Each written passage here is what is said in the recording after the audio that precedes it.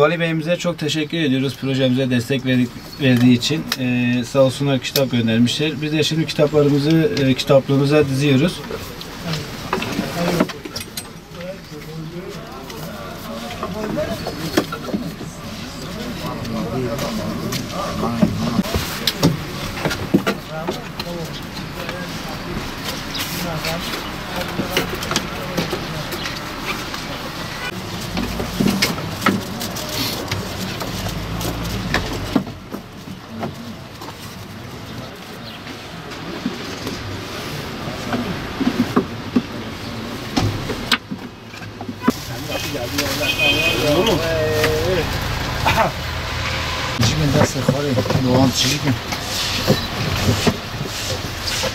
Biliyorsunuz projemiz yaklaşık 2 yıl önce başlamıştı.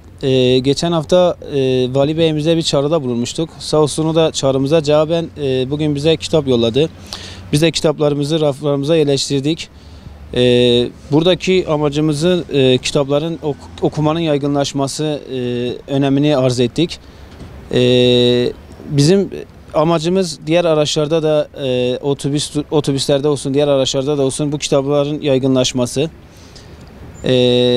Bir kez daha kitabın önemini vurgulamak amaçlı böyle bir adım attık. Yolcularımızın tepkisi daha önce de dediğim gibi daha çok teşekkür mesajları aldım. Bindiklerinde işte bu geçen televizyona çıkan haberlere çıkan araç falan gibisinde. Tabii onlar da desteklerini esirgemiyorlar.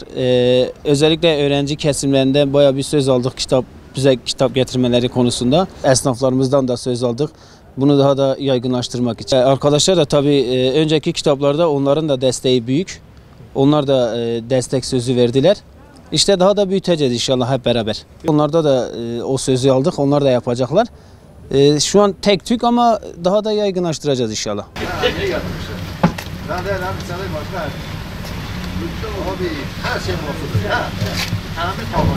Ha, tamam.